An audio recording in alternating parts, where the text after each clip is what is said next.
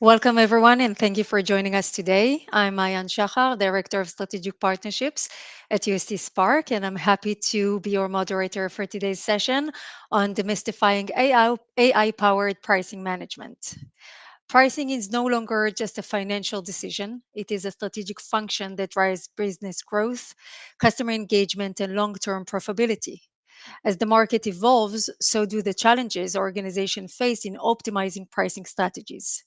Today, we're here to break down the complexities of pricing management and explore how businesses can adapt to stay ahead.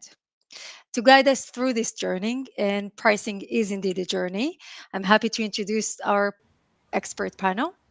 John Taylor, retail leader UK at UST, taking over 25 years of experience in retail operation, distribution, and contact centers into global technology organizations. John now revels in bringing it to life cutting edge technological solutions that drives real benefits across the retail value chain. Hi, John. Thank you for joining. Also, we have Dr. Fabian Ulrich, Chief Product Officer at Quicklizard. So, before joining Quicklizard, Fabian gained extensive experience in retail pricing as partner and global expert for pricing at the Boston Consulting Group and as head of pricing and online marketing at Zooplus, Europe's largest online shop and pet supplies. He holds a doctor's degree in behavioral pricing from TU Munich and is a resident guest lecturer for pricing at ETH Zurich. Hi, Fabian. Thank you for joining. We also have here Shrihasa Udupi, lead enterprise architecture from the UK, from UST. Srihasa ensures technology investments align with business strategy, delivering scalable and future ready retail ecosystems.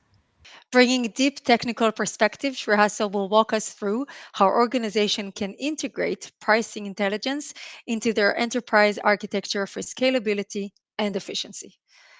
Hi, all. Thank you for joining us today.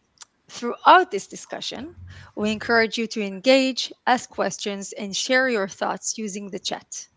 And as a special takeaway, at the end of the webinar, we'll provide you with access to a pricing maturity questionnaire. This tool will generate within minutes a personalized report to help you assess your current pricing status and identify areas for growth and improvement. Okay, so let's dive in. And John, we're going to start with you. From your perspective, what are some of the key challenges that are facing the retail industry today? Thank you, Mayan. So that's a broad question, and I'm going to try and pick some things out just to dive straight in. So let's think completely away from pricing for a second. Supply chain costs. Everything about supply chain is seemingly more of a challenge. So whether that's the costs themselves, visibility, resiliency, maintenance, but in particular the challenge of making sure you can get a return on things like investment made in automation, in warehouses and distribution centers. That's a really important part of some of the challenges that retailers are experiencing today. Outside of that, optimization of space utilization across retail estates. We're seeing bigger stores that in changing the way that people shop today, they need to be fully optimized. And the introduction of concessions for synergetic partnerships and the introduction to physical digital media will really help utilize that space better. We're also seeing retailers expanding or looking to expand into international marketplaces and trying to work out how best to enter those markets and make it a success.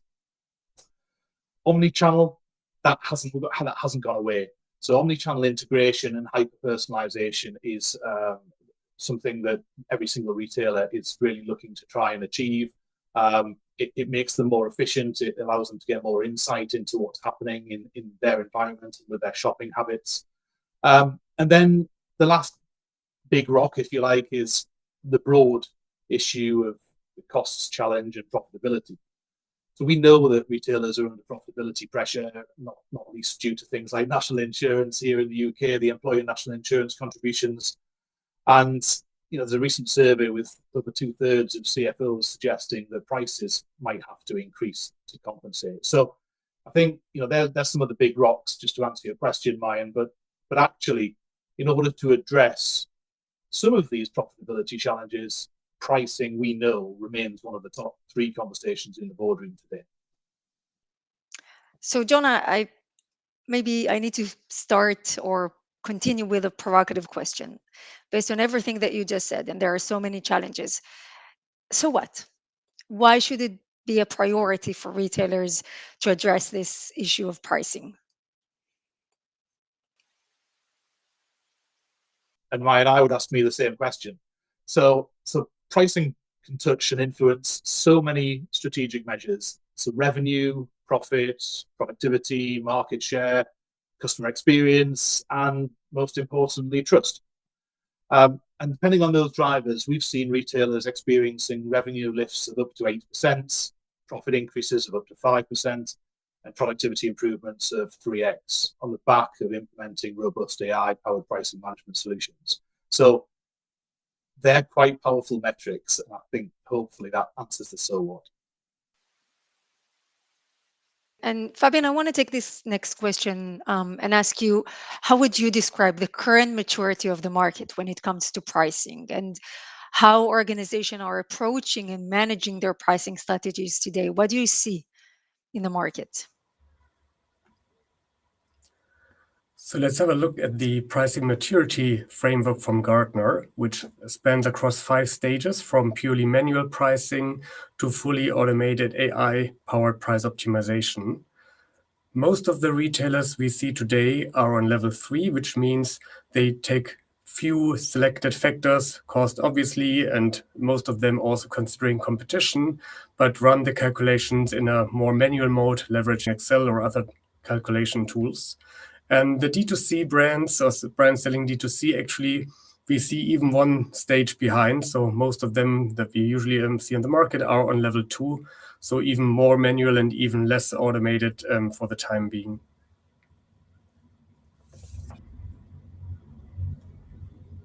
And Fabian, given the market challenges that John described with supply chain costs, visibility, resilience, and so on, maintenance, how can pricing help? So basically, all these factors influence the 3 core elements of pricing, being cost, the market and competition, and customer and their value perception. So looking at those, pricing, of course, needs to make sure that the costs are covered from the product cost, but also supply chain and all the delivery costs associated to bringing the products to the customer. Second, when we look at the value dimension, it's important that price is seen relative to the value being generated by the products. And therefore, also here, we see all these factors influencing and being very volatile these days. And third, looking at the competition and the market in general, also here, we don't act in isolation. So price always needs to be relative to the competitive alternative offers. Now, thinking about manual pricing, you can imagine it's very hard to manage all these factors at the same time. And usually you see companies ending up focusing on 1 or 2 of them, and like in waves, maybe passing on the cost in one wave and then making sure they are not pricing themselves out of the market. And this is actually where AI really comes in and makes a difference. So leveraging AI, you can balance and manage all these factors simultaneously in at the same time. If you go through them one by one, for example, article segmentation is a module that can help identify the different roles items play for the shopper's psychology and therefore impact a lot how prices should be set. Or looking at competitor sensitivity and vicious pricing cycles that can be detected leveraging AI models. This, of course, helps a lot to stop a vicious pricing circle downwards and make sure that margins stay healthy. Understanding AI or leveraging AI to understand price elasticity and cross elasticity is key to make sure when anticipating, or let's say when setting prices, to anticipate the adverse effects on other SKUs and also the expected reaction of customer demand. And the next one, forecasting and simulation, basically this is one that brings them all together and makes sure that whatever price decisions are being taken, they are considering the, let's say, the future impact of that. And actually also you can optimize based on the expected future reaction of demand. And maybe only one last one on the cost, which I left so far. This is often a very simple and isolated use case using AI to optimize for inventory optimizing markdown and clearance sales. And Fabian, can you double click on the article segmentation? Can you elaborate on that? I think that's a good idea, because also this is the one that probably best describes the theme of today's course, demystifying AI-based pricing, because this one really helps to break down the complexity of AI-based pricing by modularizing it in the application. So article segmentation basically means identifying what are the KPIs, which are the SKUs, the products that are the reason to go shopping, that drive traffic into the store. And for those SKUs, it's really important to have the best price at every moment. The other end of the scale, which we call the profit generators, these are usually items at the end of the shopping journey, sometimes impulse buys. Imagine yourself in a supermarket, you did your grocery shopping, and then you find some batteries and flowers at the checkout area. You put them on the belt without even thinking about the price. So here we can optimize leveraging AI for margin and profits in the end. And sales drivers is a mix of both. So customers are still price sensitive, but not as much as for the KPIs, and therefore prices don't need to be on the daily base matching competition, but they can stay on market average, but give enough room and allow for temporary promotions. Now, making this a bit more visible and tangible in terms of the pricing strategies that the AI models in the background will optimize for. These are for KPIs, the competitive matching, for the sales drivers, finding the revenue maximizing price point within certain competitive guardrails. And for profit generators, this is eventually finding the best profit optimizing price point that gives you the highest returns. And this actually is done by AI automatically and in the background. So we run a model using more than 20 different metrics that identify the different roles of the SKUs and assign them to those 3 segments based on the price elasticity, based on the basket position, as mentioned before, with the flowers and the batteries at the checkout, based on the repurchase rate, purchase frequency. There are multiple factors that feed the model to identify the respective role and assign the respective pricing strategy. Fabian, can you bring it to life to us? Can you explain what is the value in this approach? So specifically on the article segmentation and competitor sensitivity, which were 2 modules we implemented with Sephora, a UK-based health and beauty retailer. And we really achieved astonishing results. On the one hand, we identified that some of the competitors they've been always matching for are not as relevant, are not in the relevant set of shoppers, of their shoppers at least. And this came out of the competitor sensitivity model, finding the cross elasticity between price changes of competition and the demand on their own shopper base. And second, the article segmentation helped a lot by identifying some of their KPIs, which they thought they are super important to be price aggressive, but in fact, they were only sales drivers, and therefore we were able to take out the aggressiveness and earn more money on these SKUs without jeopardizing the turnover and the units sold. And this was done in only 3 months, and also increased the key business metrics, like profit went up by 25% in the test group versus a control setup. We were able to reduce manual workload by more than 20 hours per week. And again, those were just 2 of the modules, and there's much more AI can do. So, Fabian, my next question is in regards to the concerns. Okay, what are the typical concerns that you face when in discussion with clients? And another question, I'll maybe have 2 more, if that's okay. How fast can I see success? Because we are being asked that quite often. And also another question that is commonly asked: how does it look like in physical stores? So as you said in the beginning, pricing is a journey. So therefore, you will not do everything at the same time. However, we can be very fast in kickstarting the journey. So in our typical implementations, it takes 12 to 16 weeks until we are live and can set the first prices. And then what you will expect in the first price runs, of course, there's a lot of change because many improvements taking place, leveraging AI probably for the first time.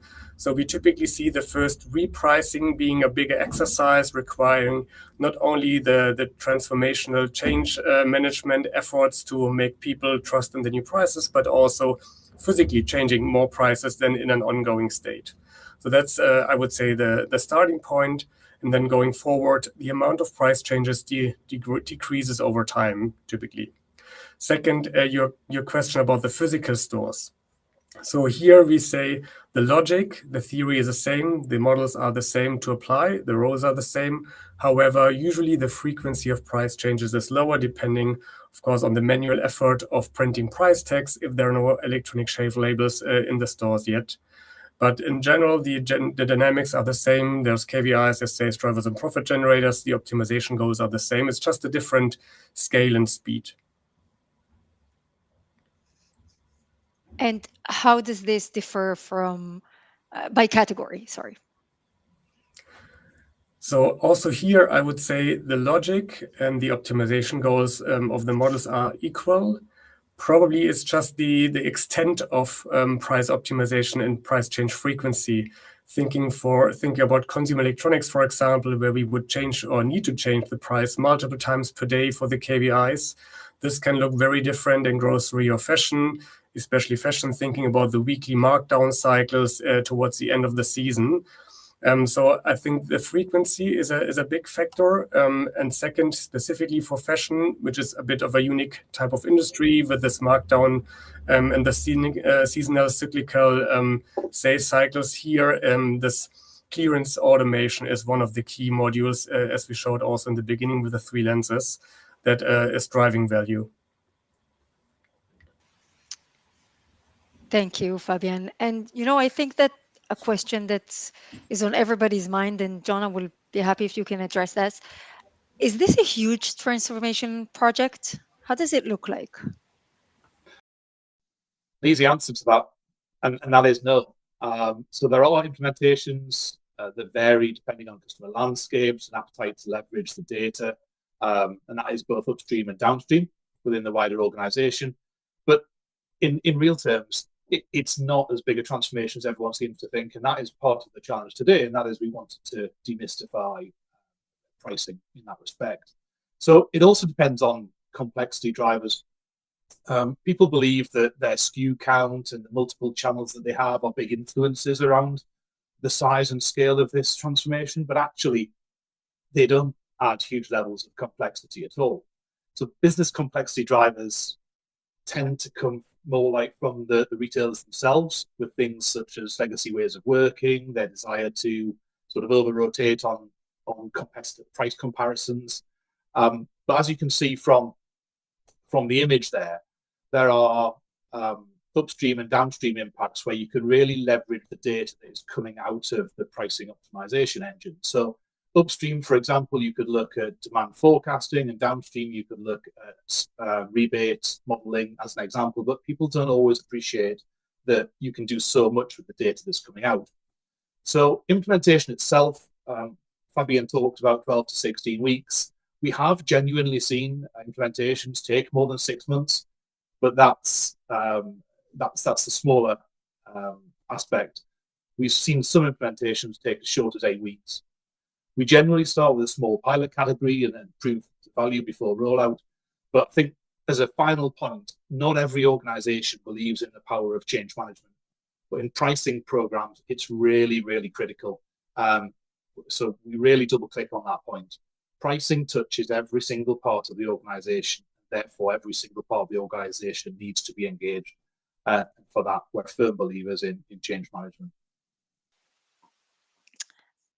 Thank you, John. And this leads me to my next question, and it touches the tension between IT and business. There is always a tension. It can be a positive one.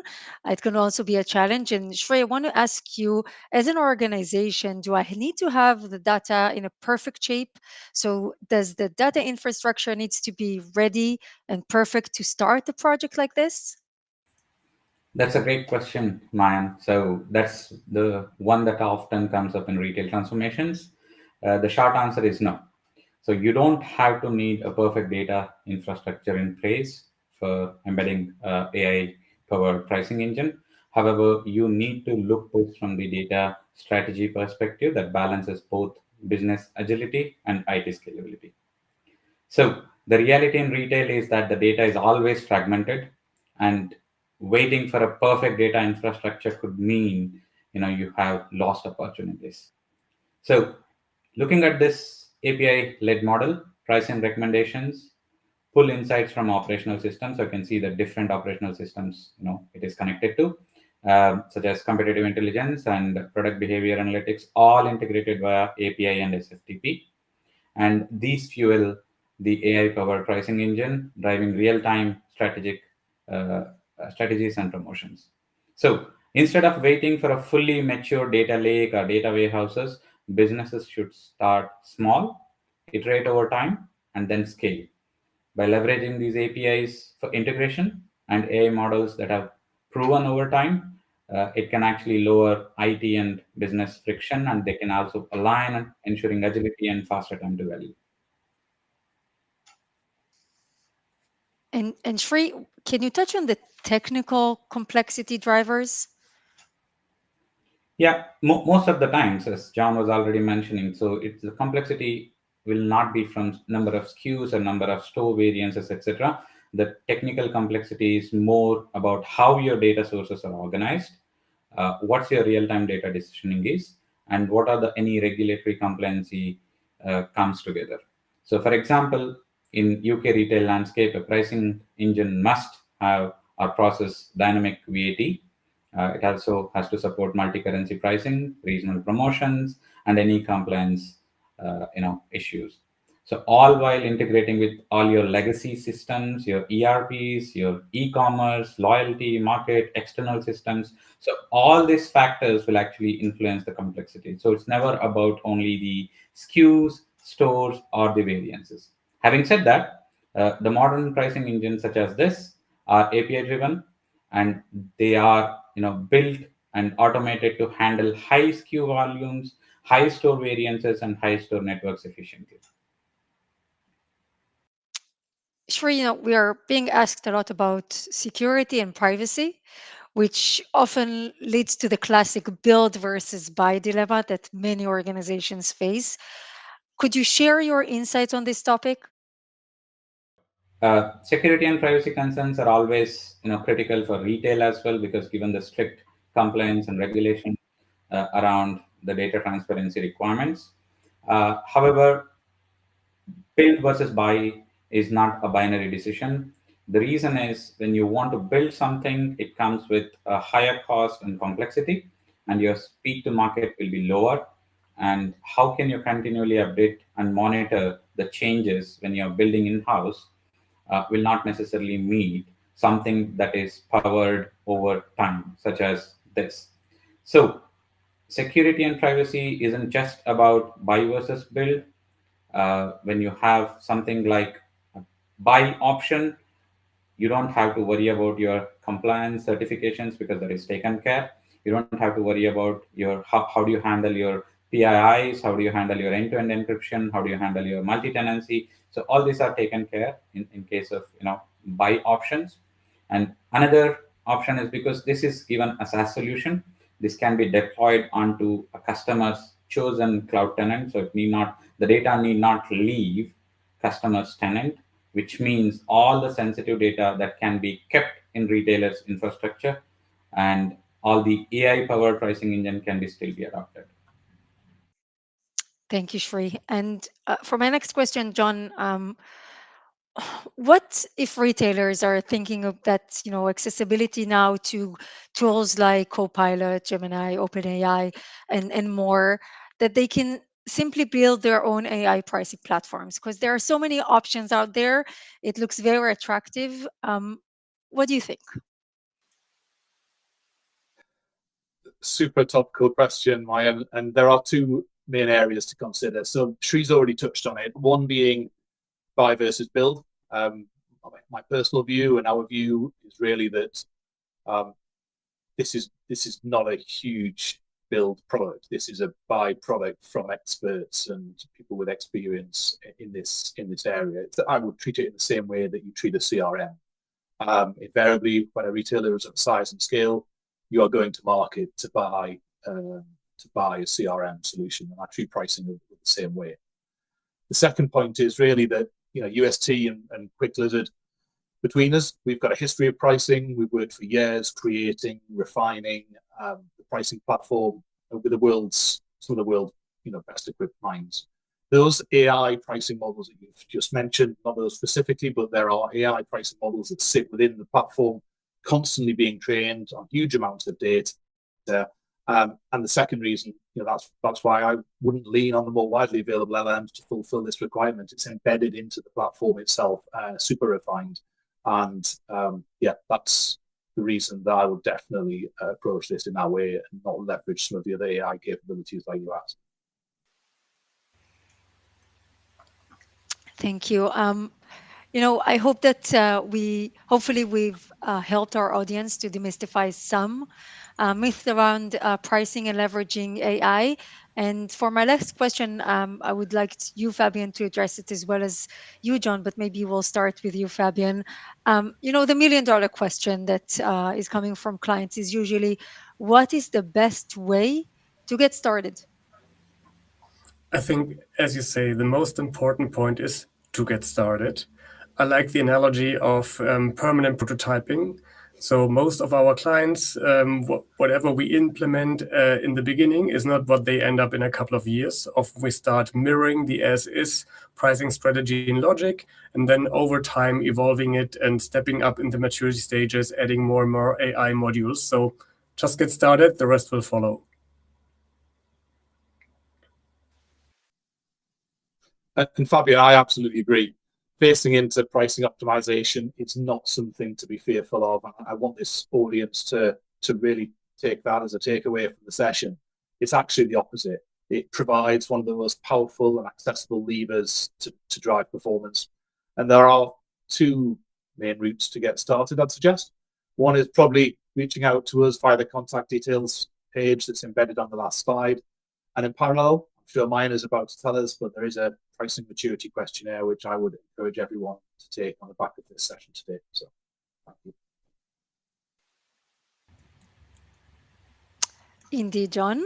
So to wrap up the webinar, we have something actionable and valuable for you, a quick pricing maturity assessment. So within just a few minutes, once you complete the questionnaire, you will receive a personalized assessment delivered straight to your email box, helping you to understand where you stand and what you can optimize next. It's a great tool to get started, even as an internal process to understand where you're currently at. So please scan the QR code that you see here. Also, please feel free to reach out to us, either to John or Fabian, if you have any further questions. I want to thank you. I want to thank you for joining today's webinar on pricing management. We hope that you find the insights, strategies, and real world applications valuable for you when you navigate the complexities of pricing in an ever evolving market. A special thanks to Fabian, John, Sri. Thank you so much to our experts for joining today and sharing from their experience. Thanks again for being a part of this session, and have a great day. Thank you so much. Thank you, Maya. Thanks. Bye-bye.